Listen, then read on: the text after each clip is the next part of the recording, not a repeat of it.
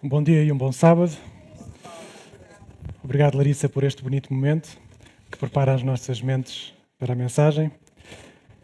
Esta manhã não pedi nenhum outfit à Ana Lúcia. Hoje não estou como paralítico de Betesda, nem como rei Davi, nem como Jacó. Esta manhã, se fosse para trazer alguma farda, seria mesmo a farda de enfermeiro. Ficava bem para o tema. Mas achei que vocês conseguem me levar a sério sem a farda, espero eu. Esta manhã nós vamos descer o nível, ok? Vamos falar do intestino. É um assunto que eu tenho estudado talvez há quase um ano. Tenho-me aprofundado no tema. Há muito para saber. Não é fácil às vezes encontrar as informações melhores ou de melhor forma explicado. E foi um desafio enorme chegar aqui e em meia hora conseguir apresentar-vos alguma coisa de interesse sobre isto. Tem um assunto que está a ganhar muita notoriedade, e os youtubers da vida falam muito sobre isto, se vocês ouvirem, muitas vezes um bocadinho ao lado, mas achei que merecia, é um assunto que merece a nossa atenção e por isso trago-vos hoje o tema, afinal, o intestino importa. Talvez os que estão aqui, a única coisa que sabem de intestino ou que se preocupam com o intestino é isto que aqui está, Deuteronômio 23, 12 a 13. Também traz um lugar fora do arraial, para onde sairás, dentro dos teus utensílios traz uma pá, e quando estiveres assentado fora, então cavarás nela, e ao voltares cobrirás o que saiu de ti. Ou seja, muitos aqui, quando falam no intestino, querem uma pá para esconder. Não querem falar sobre esse assunto. Cheira mal. Mas esta manhã vou desafiar-vos a pensar no intestino de uma forma diferente. Em 2003, o projeto Genoma, o que tentava fazer era avaliar todo o genoma humano. Uma das coisas interessantes que este projeto Genoma encontrou foi, por exemplo, a Eva mitocondrial. Já trouxe este tema cá. Em que descobriram que todos nós vimos de uma mesma mãe e chamaram-na a Eva mitocondrial. Foi um dos assuntos que veio à tona deste projeto Genoma em 2003. Outro assunto que os cientistas queriam descobrir era, se conseguirem encontrar o genoma humano, vão encontrar o gene das doenças. Vão encontrar o gene da doença cardíaca, dos diabetes, da obesidade, da depressão e vamos conseguir tratar desse gene e resolver. Esta era a esperança dos cientistas. Os cientistas estudaram e encontraram realmente que no ser humano existem cerca de 22 mil genes. E isto foi uma desilusão. Eles estavam à espera de encontrar uns 250 mil genes, mas só encontraram 22 mil genes. Para dar-vos um exemplo, uma minhoca tem 30 mil genes. E encontraram nos humanos 22 mil genes. Então as esperanças foram por água abaixo. Não é daqui que vêm as doenças. Ou seja, não é daqui que vamos encontrar os genes das doenças. Tem que haver alguma ajuda externa que nos está a prejudicar. Porque nestes 22 mil genes não existe aqui muitos genes sobre doenças. Então a seguir vem um outro projeto em 2008, o projeto Microbioma. O que é que este projeto fez? Este projeto foi estudar os micróbios que vivem connosco. E então encontraram muitos micróbios, encontraram cerca de 2 bilhões de genes. E assim disseram, sim, é daqui que vêm as doenças. É deste microbioma. Por exemplo, lembram-se de um livro que saiu da Alana Collen que dizia 10%?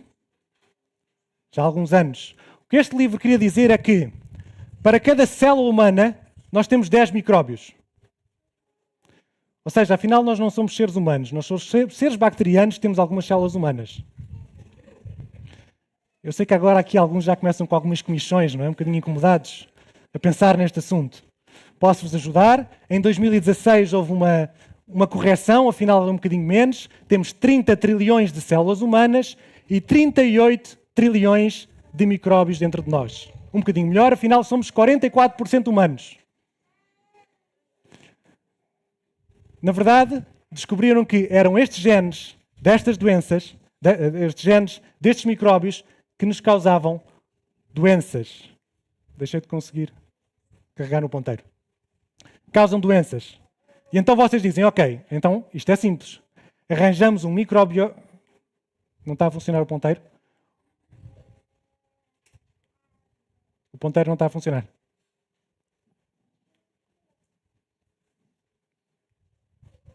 Vamos arranjar um antibiótico potente, matamos os micróbios todos e está resolvido. É esta a ideia, não é? Não. Os micróbios são importantes estarem lá, Sem eles, nós morreríamos. Podem avançar? Quem são e onde vivem? 38 trilhões são bactérias, vírus, arqueias, fungos, helmintas, protozoários e só estou a enumerar alguns. A maior parte deles é bactérias. Se falarmos em bactérias, estamos a falar da maior parte deles, não estaria incorreto. Existem...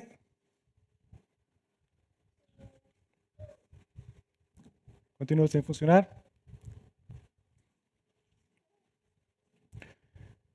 Existem espalhados na mucosa nasal, oral, dérmica, anal, perineal, vaginal, peniana, mas 95, se calhar podem passar quando eu der a ordem, pode ser?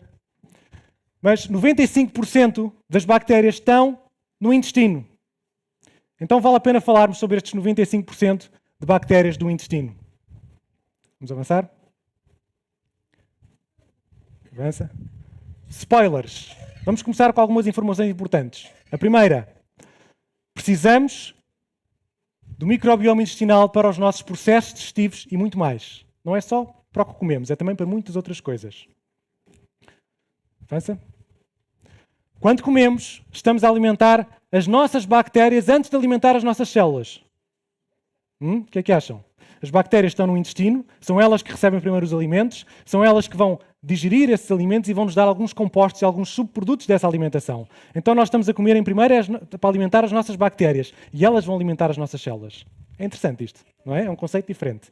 Vamos avançar. A alimentação e o estilo de vida conduzem a uma microbiota saudável. Os micróbios saudáveis, com um estilo de vida saudável, temos o chamado eubiose. Vivemos todos em sintonia, todos bem. Uma alimentação e um estilo de vida desequilibrado gera uma microbiota não saudável, uma disbiose. Também já ouviram, se calhar, este tema aí da disbiose de muitos youtubers que aparecem no YouTube. Portanto, uma alimentação errada, um estilo de vida errado, produz uma disbiose. Relação comprovada. Já há vários papers, vários estudos de investigação em que conseguem comprovar doenças e o microbioma intestinal. A primeira delas, síndrome do intestino irritável, doença inflamatória intestinal, como doença de Crohn, colite ulcerativa, colite nervosa, endometriose. Estas, muito óbvio. Mas há outras talvez não tão óbvias. Infecções de repetição, amigdalites, infecções urinárias, cândida, são infecções recorrentes de quem tem uma disbiose. Doenças autoimunes, asma, dermatites, sinusites, rinites, artrite reumatoide, típico de quem tem disbiose. Doenças mentais, depressão, ansiedade, autismo, Alzheimer, Parkinson, esclerose múltipla. Este é o eixo intestino-cérebro. Seria interessante falarmos sobre isto, mas é um tema grande e vai ter que ficar para uma próxima vez. Doenças metabólicas, diabetes, hipertensão, obesidade, também fruto de uma disbiose. Doenças do fígado, o fígado gordo, que já ouviram falar se calhar muitas vezes. E temos acne, rosácea, cancro coloretal, todos os tipos de cancros começam numa disbiose.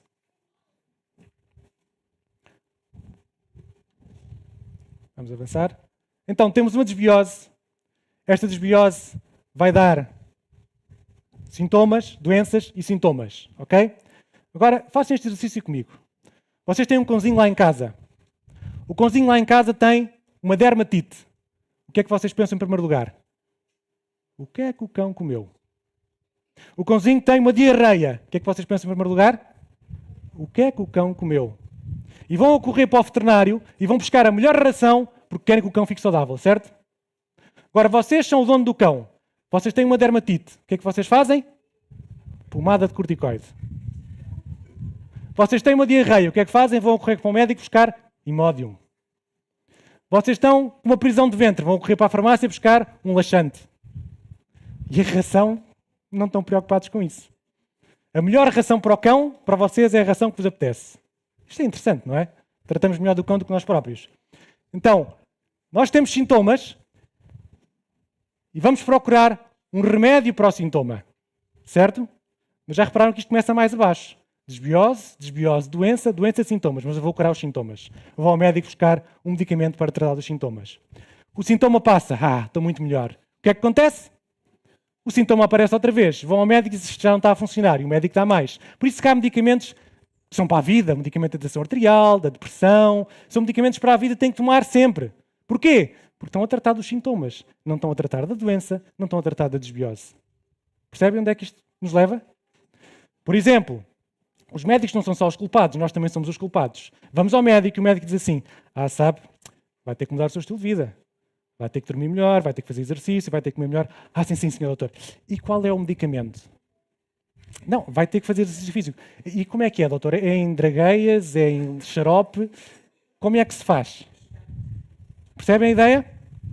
É mais fácil engolir o comprimido todos os dias do que mudar o estilo de vida. É verdade. Algumas notícias para quem acha que eu estou a delirar esta manhã e quem já está arrependido de vir. Vou trazer-vos algumas notícias. A primeira, estas todas deste ano. Há um novo alvo promissor para o tratamento da depressão. O intestino. Outra. Dia Mundial da Obesidade. O intestino pode ser a chave para travar a doença. Outra. A saúde do coração depende do bem-estar do intestino. Entenda. Quarta notícia. Segundo o cérebro, o que é que a ciência já sabe sobre a importância do intestino na saúde mental? E podia-vos encher aqui de notícias. Mas esta é só para vocês perceberem que realmente estamos a falar de um assunto que é de veras importante. E que nós o que fazemos é pegar numa pá e deitá-lo para baixo. E escondê-lo. Muito bem, vamos avançar. O intestino importa. Vocês podem achar, não, a parte mais importante do meu corpo é o cérebro. É o coração. Sim, é importante, mas sem intestino o cérebro e o coração não funcionam. Porque é o intestino que vai receber realmente o que o coração e o cérebro precisam para funcionar. O combustível vai precisar de alimentar. Ele é importante. E faz parte do intestino a microbiota. Faz parte. O que é que lá faz a microbiota? Digere a comida, como expliquei. Microbiota, os micróbios que nós temos no intestino são os primeiros a serem alimentados. São eles que vão transformar essa comida em subprodutos e nós absorvemos esses subprodutos. São eles que aumentam ou que diminuem a inflamação. São eles que produzem compostos químicos que não são compostos que nós comemos, são as próprias bactérias que produzem esses compostos que nós precisamos, que não estão nos alimentos.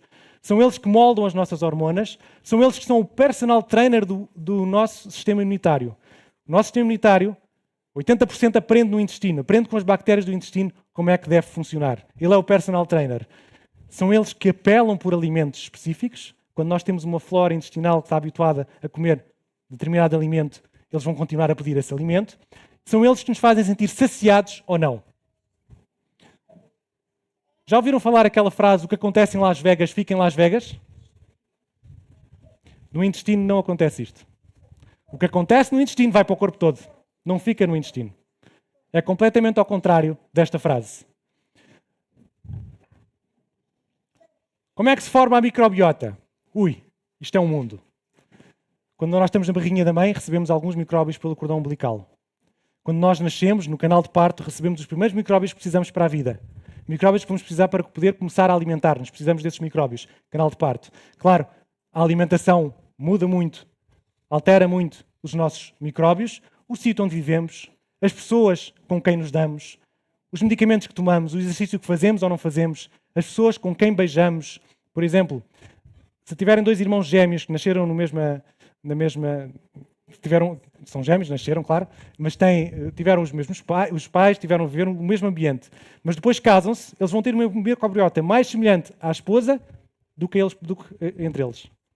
Veem como isto é interessante? Como é que altera a microbiota? Ter um animal de estimação. Ter um animal de estimação é bom para a microbiota, diversifica a nossa microbiota. Beber água ou não, stress crónico. O stress é muito importante para a microbiota intestinal. E ser desbravador é muito importante para a microbiota. Ir para a natureza, abraçar as árvores, cheirar as flores, beijar as pedras, mexer na terra, é muito importante para a nossa microbiota. E nós dizemos, é melhor desinfetar as mãos, não é? Excesso de desinfecção está a matar os micróbios que nós precisamos, os micróbios saudáveis para o nosso organismo. Esta teoria de que tem que ser tudo desinfetado, tudo com álcool gel, não está a ser bom para nós, não está a ser bom para a nossa microbiota.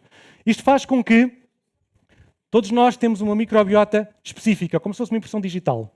Todos nós temos uma panóplia dos 38 trilhões de micróbios, todos eles específicos nas suas espécies e na sua quantidade.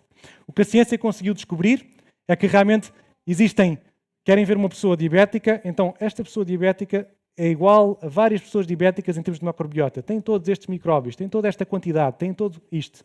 É isto que a ciência está a descobrir. E a ciência ficou entusiasmada com isto, porque diz, é impossível nós mudarmos os genes da pessoa, mas então nós podemos trabalhar na microbiota intestinal, na microbiota do organismo, para curar a doença. Mas é um mundo ainda demasiado grande e difícil de abarcar. E há muitos fatores aqui, e esta manhã vamos falar de alguns fatores. Então vamos avançar. Vamos começar pelo estômago, por onde tudo começa. O estômago é um sítio muito importante onde temos a mastigação, onde os alimentos são partidos. É importante os alimentos estarem bem partidinhos para irem para dentro do intestino. A amilase, que começa ali a sua primeira função, e então o alimento chega ao estômago. No estômago vai encontrar uma coisa chamada ácido clorídrico. O ácido clorídrico é importantíssimo, primeiro, para eliminar micróbios patogénicos. Não elimina todos, mas elimina grande parte dos micróbios patogénicos. A segunda, para ativar a digestão. E a terceira, digo-vos depois. Problemas com o ácido clorídrico. Já ouviram falar dos inibidores da bomba de próton? Os omeprazóis, pantoprazóis da vida, pessoas que fazem isto a vida toda. O que é que estão a fazer? Diminuir o ácido do estômago. O ácido que nós precisamos para a digestão. Então, mas porquê? Porque eu sinto uma azia, assim uma coisa, um ácido a vir pelo esófago acima. Então tenho que tomar isto a vida toda. Porque eu faço estes medicamentos, então eu tenho que tomar isto para a vida toda. Então o que estamos a fazer é diminuir o ácido do nosso estômago. O estômago é um sítio para ser ácido. Se eu sinto ácido, se eu sinto acidez, o problema não é a acidez do estômago. O problema é que eu deito-me com a barriga muito cheia, eu bebo pouca água e tenho ali o meu estômago às voltas e a comida a vir para cima e a deixar o cárdia, que é este esfíncter que aqui está, insuficiente. E então acaba por vir o ácido para cima. Mas vamos avançar. Então o que acontece quando eu tenho falta de ácido no estômago? Acontece 3 coisas principalmente. Proteínas. As proteínas precisam de ácido para começar a digestão. A pepsina não é ativada se não tiver ácido. O cálcio não é ativado, não é solubilizado no estômago se não tiver ácido. E depois temos exemplos como a vitamina B12 e os minerais. Isto é interessante saber. Por exemplo, vitamina B12. Já ouviram falar de pessoas que têm déficit de vitamina B12? Muito comum nos dias de hoje. O que é que acontece? A vitamina B12 precisa de uma chave. Esta chave que a vitamina B12 precisa é dada no estômago se houver um ambiente ácido. A vitamina B12 tem um ambiente ácido, recebe a chave e essa chave vai fazer com que chegar ao intestino, tenho a chave, posso entrar, e entra. Se o ambiente não for ácido no estômago, a vitamina B12 não vai entrar. Ferro. O ferro 3 não é bem absorvido, precisa passar a ferro 2. Como é que o ferro 3 passa a ferro 2? Recebendo ácido. Aí ele é reduzido para ferro 2 e aí já é absorvido. Podem comer muito ferro. Se não tiverem acidez no estômago, vão continuar com anemia. Outra coisa interessante. Sabemos que, já falámos nisto na altura que falámos da água, é muito importante beber água para produzir ácido e para que as mucosas do intestino estejam realmente fortes. O que acontece? Há quem diz, água não dá. Água, fica enjoado quando bebe água. Isso deixa-me enjoado. Então e se for Coca-Cola? Coca-Cola 2 litros, pode ser. Percebe a ideia? Então o que é que a indústria alimentar descobriu? Esta coisa chamada Coca-Cola, chamada de refrigerantes com gás, tem uma acidez muito grande, são muito ácidos, tem muito açúcar e muitos antimicrobianos, para ter tempo de prateleira. Portanto, tem muita coisa lá dentro para não deixar crescer micróbios lá dentro. Então o que é que acontece? Quando bebemos um refrigerante, o que vai acontecer é que enganamos o estômago e vai tudo para baixo. Então é aquela pessoa que vai à churrasqueira, licença ali com aquela carne toda, a seguir um refrigerante, aquilo vai tudo para baixo. Estou bem. Isto correu bem. E agora o intestino é que vai ter que se ver com este problema. Porque houve um bypass no estômago, um bypass de tudo aquilo que era preciso. Esta é apenas uma introdução. Vamos realmente ao intestino, ao meio. Avança. Determinado tipo de bactérias, isto só é possível por causa da inteligência artificial. A inteligência artificial agora consegue mapear todas as bactérias que nós temos e consegue verificar e comparar e verificamos que, como vos dizia, determinadas doenças igual a determinado tipo de bactérias, quantidade de bactérias. Vamos à primeira pergunta do dia. O que é que vocês acham? Mais saudável? O que é que prejudica mais o nosso microbioma? Alimentação natural ou alimentação industrializada? Esta é fácil, é verdade. Vamos avançar. Agora, outra pergunta. O que é que vocês acham que faz com que tenhamos mais bactérias no nosso estômago? A alimentação diversificada, a alimentação natural ou a alimentação industrializada? A natural vai ter mais micróbios. E isso é o mais saudável, vai ter vários micróbios. Vamos avançar e vou-vos falar de alguns micróbios. Por exemplo, lembram-se de uma pandemia que aconteceu há um tempo, Covid, recordam-se? Havia uma coisa curiosa, é que as pessoas não conseguiam perceber porque é que havia pessoas que ter Covid era passear no parque e outras tinham Covid e morriam. Para mim, literalmente, ter Covid foi correr todos os dias, mas tive muita gente com Covid a morrer nas mãos. Porquê é que isto era assim? Foram estudar, imaginem, foram estudar o microbioma. Sabem o que é que descobriram? As pessoas que sobreviviam melhor ao Covid eram pessoas que tinham mais diversidade dos micróbios no intestino do que aqueles que não tinham essa diversidade. A diversidade do microbioma é importante. E por isso vocês ouvem dizer, quem morre são aqueles que têm doenças, obesidade, hipertensão, doenças cardíacas, doenças crónicas. Claro, porque quem tem doenças crónicas tem um microbioma reduzido, porque já avançou a esse ponto. Percebem onde é que isto nos leva? Então, vamos avançar. Quais são os predominantes numa alimentação industrializada? Bacteroides, Firmicutes, Escherichia coli. Estes são os micróbios mais predominantes no intestino de quem come muita comida industrializada. Quem come muita comida natural? Prevotella, Faecalibacterium prausnitzii, um nome bonito, não é? E a Roseburia. Não é importante saber estes nomes, mas posso dizer o que é que eles fazem. Bacterioides. Porque é que lá estão? Por causa de proteínas e gorduras animal. E o que é que geram? Inflamação. Firmicutes estão lá porquê? Por causa de falta de fibras, de muitos hidratos de carbono e provocam obesidade e inflamação. Por último, Escherichia coli. Nós temos Escherichia coli no nosso organismo. Ela é importante, por exemplo, para reduzir os açúcares. Mas se eu como muitos açúcares, vou ter mais Escherichia coli e depois vocês todos conhecem as infecções urinárias de repetição e todas aquelas coisas por causa do excesso da Escherichia coli.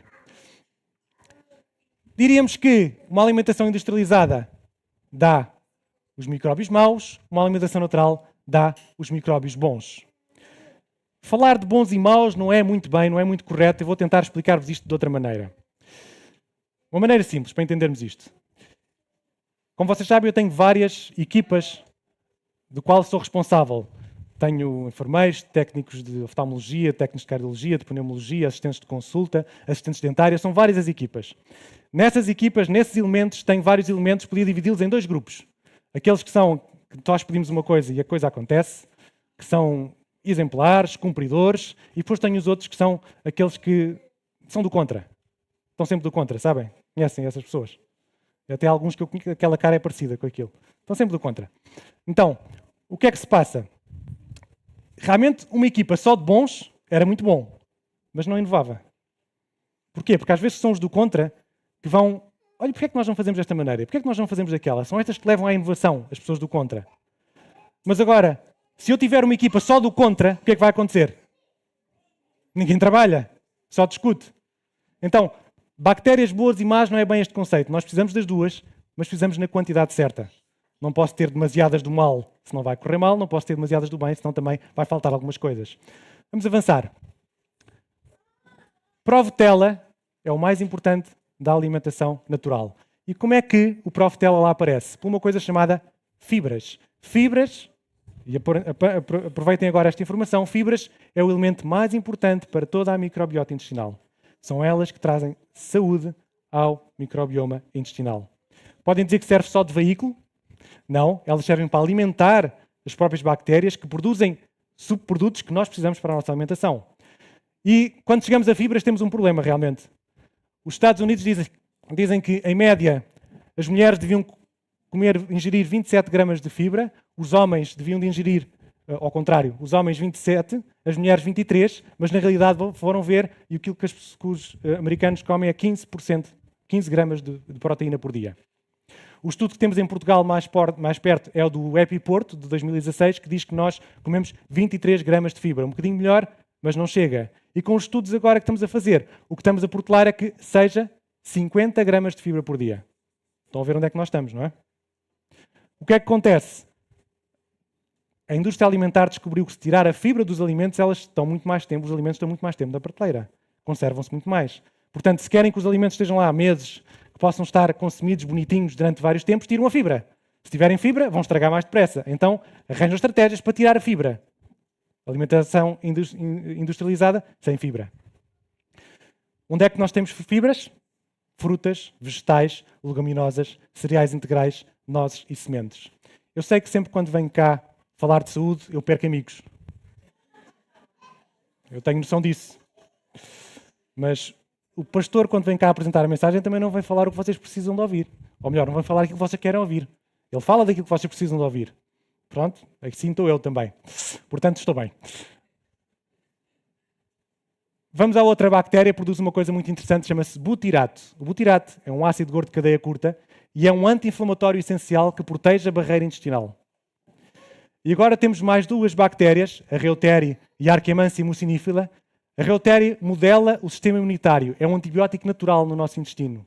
E a Arquemansia protege a barreira intestinal por causa dos polifenóides e se fizermos especialmente jejum intermitente, que é muito bom para as bactérias também. Vejam se percebem então o que é que nós estamos. Dieta industrializada, pró-inflamatória. O que vai provocar é a inflamação no nosso corpo. Dieta natural, anti-inflamatória. Estão a ver onde é que isto vai chegar? Vamos avançar. Bom, mas afinal o que é um alimento natural, um alimento processado e ultraprocessado? Vocês podem ter esta dúvida. Vamos avançar. Se pegarmos num abacaxi, é um alimento natural. Pegamos no abacaxi e metemos dentro de uma lata, é um alimento processado. Já lá tem calda, já lá tem açúcar, etc. Se pegarem num sumo de fruta de abacaxi, um sumo refrigerante, ultraprocessado. Se pegarmos em milho da maçaroca, natural, se metermos dentro da lata, já é processado. Se pusermos umas barritas, umas tiras de milho, ultraprocessado. Se pegarmos num pedaço de carne, podemos dizer que é natural. Se pusermos já, comprarmos na latinha já temperado, preparado, já é processado. Se forem buscar à parte dos congelados, aí temos um ultraprocessado. Este exemplo é interessante, o tomate. O tomate natural é bom, cozinhado tem ainda mais licopeno, 2 vezes mais licopeno. Portanto, este aqui até é bom ser processado. Mas, se passarmos para o ultraprocessado, já estragou tudo. Já lá tem muitos componentes. E posso-vos trazer, então, processado já é mau, ultraprocessado é péssimo, como já vimos. Temos estes alimentos todos. Bonitos, fits, light. O que é que são? Alimentos processados. Mesmo os sumos de fruta 100%, as barrinhas de cereais, as barrinhas proteicas para os desportistas, todas têm rótulos muito bonitos, todas são alimentos ultraprocessados. Querem saber qual foi o meu calcanhar daqueles aqui? Eu olhei ali para a minha bebida vegetal que eu comprava e que achava que era saudável. A minha bebida vegetal de amêndoa. Eu pensei, espera aí, isto vem em pacote. Se vem em pacote deve haver aqui algum problema. Deixa lá ver o rótulo. E pronto, aqui está o rótulo. O rótulo diz que a minha bebida vegetal de amêndoa tem 2,3% de amêndoa. 2,3%. Opa, aqui já há problemas. E depois o que é que tem? Estabilizadores, emulsimantes, vitaminas sintéticas, que é para substituir as naturais e que não são bem absorvidas. E eu pensei, opa, isto é um ultraprocessado. E as bebidas vegetais podem dizer que são saudáveis, mas são ultraprocessadas. Então, eu, a Bimbi e o ChatGTP já fazemos leite em casa. Okay? Nós já conseguimos fazer leite em casa, de amêndoa, de caju, de sementes de girassol, eu já trato disso. Qual é o problema, então, dos ultraprocessados? É isto. É que nos ultraprocessados adicionam açúcar, adicionam adoçantes artificiais, corantes, conservantes, estabilizadores, emulsionantes, gorduras trans, realçadores de sabores. Todos estes elementos são acrescentados à comida ultraprocessada para que ela possa ter sabor, para que ela possa ser conservada, porque ela possa então ser apresentada no mercado e nós comermos. Este é um tema. A farinha. E que tal a farinha? A farinha é ultraprocessada também ou não? O problema da farinha é o glúten. Não é bem o problema. O glúten é uma proteína difícil de digerir e quando nós abusamos realmente fica difícil de digerir. Mas reparem, qual é o maior problema da farinha? É o que nós tiramos dela. Temos de tirar o quê? Fibras, não é? Para conservar. Então, tiramos fibras, tiramos vitaminas e tiramos minerais nos processos de preparação da farinha. O que é que fica? Fica uma coisa chamada... Umas vezes funciona, outras vezes não. Amido. O amido tem um índice glicémico de 70, 80. Eu sei que se calhar para alguns isto não diz nada, posso-vos dizer que o açúcar tem um índice glicémico de 65. Ou seja, o amido da farinha é absorvido mais rápido do que o próprio açúcar. E agora temos ainda outro problema. Não é só o que sai da farinha, é o que entra da farinha. Portanto, este amido vai aumentar a glicémia, vai aumentar a resistência à insulina, fome precoce, inflamação crónica. E o que entra dentro da farinha? Reparem este estudo interessante. A ANVITA, que é a Agência Nacional de Vigilância Sanitária, determinou que Para nós aceitarmos uma farinha, ela tem que ter pelo menos, no máximo, 75 fragmentos de insetos em 50 gramas de farinha. Reparem, a farinha é feita onde? No campo, cheio de insetos. Quando vão colher o trigo, é normal que venham vários insetos, mortos, vivos, vários pedaços de insetos. Então eles trazem para dentro da fábrica. Na fábrica é natural que há vários bichinhos que vão lá querer comer a farinha. Então disse, pronto, vamos aceitar aqui até 75 fragmentos de insetos aceitos em 50 gramas de farinha. Vou tentar-vos ajudar. São 1500 fragmentos visíveis num pacote de farinha. Ou seja, 1500 patas de barata, asas de mosquito, antena de formiga. Depois tem ainda uma resolução da União... Eu disse que não ia fazer amigos hoje, não é? Vamos avançar. A outra, o regulamento da União Europeia diz assim, nós podemos aceitar até 1250 microgramas de toxinas na farinha. Então, digam uma coisa, com tantas coisas, avança, como é que, anda para trás, como é que, quando eu vou ao supermercado e compro o meu pacote de farinha e abro, não sai de lá um alien? É suposto sair um alien com 150 pedaços de insetos lá dentro? Porquê é que não sai de lá um alien? Por isto, o que se adiciona na farinha. Melhorantes, branqueadores, conservantes, açúcar, tudo a acrescentar ali na farinha. E então vocês têm, avança, a farinha branca de neve, branquinha, bonitinha, pronta a consumir. Alguém é servido? Vamos avançar, antes que me mandem calar. Vamos ao cerne da questão. O cerne da questão chama-se barreira intestinal. Este é o nosso intestino. O nosso intestino tem aqui várias coisas importantes. Estas células que aqui estão chamam-se entrócitos. São as células do intestino. Aqui no meio dos entrócitos existe uma coisa chamada junções apertadas, que juntam os entrócitos e deixam-nos ali como uma pedra sólida. E depois temos a mucosa intestinal.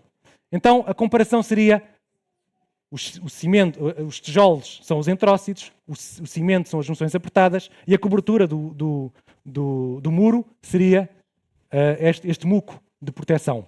Ok? Isto é um intestino saudável. Vamos ver o que é que acontece. O que é que este muco saudável faz? Faz com que alimentos mal digeridos não entrem dentro do intestino, faz com que as bactérias que estão no intestino ou bactérias recentes que venham, avança, não se sentem dentro do intestino e faz com que as toxinas também não entrem dentro do intestino. Serve para proteger. Este muro está lá como se fosse uma casa em que tem um muro e está a proteger de invasores que nós não queremos. As pessoas, para entrar naquela casa, devem entrar pela porta, não devem entrar pelo muro. O muro está lá para proteger. O que é que acontece quando nós destruímos o nosso intestino? Acontece isto, o chamado leaky gut, permeabilidade intestinal. Este é o cerne da questão, este é o maior problema. Então o que é que acontece? Ultraprocessados, uma dieta desequilibrada em hidratos de carbono, proteínas, gorduras, stress crónico, agrotóxicos, álcool, tabaco, medicamentos, o que fazem é isto. Destroem a nossa mucosa intestinal, destroem os entrócitos e as junções finas e começam a entrar antes do que deviam entrar. Então estes convidados que ali estão à porta começam a bater tantas vezes no muro, porque são tantos, não é? E começam a revoltados cá fora, os micróbios maus estão lá em demasia a gritar, então o que acontece? Começam a destruir o muro e começam a entrar, e aqui começam os problemas de saúde. Aqui começam as doenças. Vou trazer-vos alguns exemplos práticos. 85% são bactérias boas, 15% são bactérias más, num intestino saudável. Deixa-me dizer-vos ainda outro conceito. No intestino não há cadeiras disponíveis. Ou seja, no intestino, todas as cadeiras estão ocupadas ou por micróbios bons ou por micróbios maus. Então, se há um espaço livre, porque uma comida que nós comemos ultraprocessada destrói micróbios bons, esse espaço vai ser ocupado por micróbios maus. As cadeiras, os 38 trilhões de micróbios, as cadeiras estão sempre ocupadas, seja bom ou seja mau. Por isso é que no microbioma que os cientistas estudam qual é a percentagem de uns e de outros e conseguem ver qual é a doença que a pessoa vai ter de acordo com aquele microbioma. Então, imaginem, temos hidratos de carbono a mais, açúcar, farinhas, vários hidratos de carbono. O que é que vai produzir? Escherichia coli, Clostridium difficile, Candida albicans. O que é que isto produz? Estas bactérias produzem ácidos irritantes, endotoxinas, os LPS, não sei se já ouviram falar dos LPS, e o muco é agredido, as junções são comprometidas e há uma inflamação crónica por causa dos LPS. O que é que temos? Temos diabetes, doenças cardíacas e temos uma coisa interessante que é neuroinflamação. Da mesma forma como Os micróbios passam o intestino, passam a barreira intestinal, passam a barreira hematoencefálica. Chegam ao cérebro, provocam inflamação. Inflamação no cérebro provoca stress, ansiedade, depressão. Então, estamos a ser roubados. A indústria alimentar está-nos a roubar. Depois, a indústria farmacêutica dá um medicamento para nos curar, não é? Portanto, e quem está sempre prejudicado é quem tem as más escolhas alimentares. Outro exemplo. Este exemplo é das proteínas. Quando nós comemos muitas proteínas, vocês já foram àqueles restaurantes de comida a peso? Já olharam para o prato do vizinho do lado? O vosso não, que o vosso está sempre certo. Mas já olharam para o prato do vizinho do lado? Carne, carne, carne, carne, uma bolinha de arroz e verduras nem vê-las. Não é assim? A comida a peso. Proteínas a mais. Bacteroides. Estes são nomes muito bonitos, não é? O que é que produz? Amónia, fenóides, sulfuretos, irritantes para a mucosa. O que é que faz? Competem com bactérias produtoras do butirato, as boas bactérias, ganham muitas bactérias, diminui a diversidade dos micróbios. O que é que acontece? Temos uma fábrica a poluir o nosso organismo. É isto que acontece quando comemos proteínas a mais. O que é que dá? Doenças inflamatórias do intestino, doença renal, doença cardíaca, cancro, envelhecimento. Vou-vos dar um exemplo das proteínas, um exemplo simples. Espero não vos estar a amassar muito, mas há aqui coisas interessantes que precisávamos saber. As proteínas são como se fosse um colar de pérolas. Este colar de pérolas, quando entra no estômago, o ácido o que faz é corta o colar. Agora temos um fio de pérolas. O fio de pérolas passa para dentro do intestino e estão lá várias tesouras. Corta em 8, corta em 4, corta em 2, corta em 1. Este processo demora. Digerir proteínas demora. É um processo demorado. O que acontece? Se eu como proteínas a mais, o organismo vai ter dificuldade em fazer isto. Então, as proteínas para serem absorvidas devem estar os aminoácidos soltos. As pérolazinhas têm que estar todas separadas. As proteínas são separadas, as pérolazinhas são os aminoácidos, são todas separadinhas e elas agora devem ser ingeridas uma a uma. O que é que acontece quando eu tenho o intestino roto e estou a comer muitas proteínas? Há um aglomerado de proteínas, elas não chegam a estar cortadas, elas entram dentro do nosso organismo juntas. O que é que acontece quando isto acontece? Inflamação. O nosso organismo detecta que estão ali uns aglomerados de proteínas que não sabe o que é e tem que atacar. Vamos atacar, vamos inflamar. E vocês vão ao médico e dizem, doutor, preciso fazer um teste de intolerâncias alimentares. Com certeza, estão aqui 90 alergénios, vamos testar. Olha, você é alérgico a 40. Ah, sério? Sim. Epá, ainda por cima 40 são os 40 que eu como. Claro, são os 40 que comes, que entram no intestino e que provocam inflamação do organismo. Por isso vocês agora já conseguem entender este conceito que é todas as doenças começam no intestino permeável. Ponto.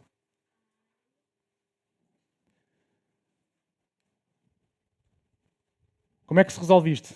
Só gostava de fazer um conceito interessante. Não sei, às vezes faço triagem lá no HBA e é interessante quando chega à triagem, chega um jovem de 40 anos. Pode ser? 40 anos, jovem.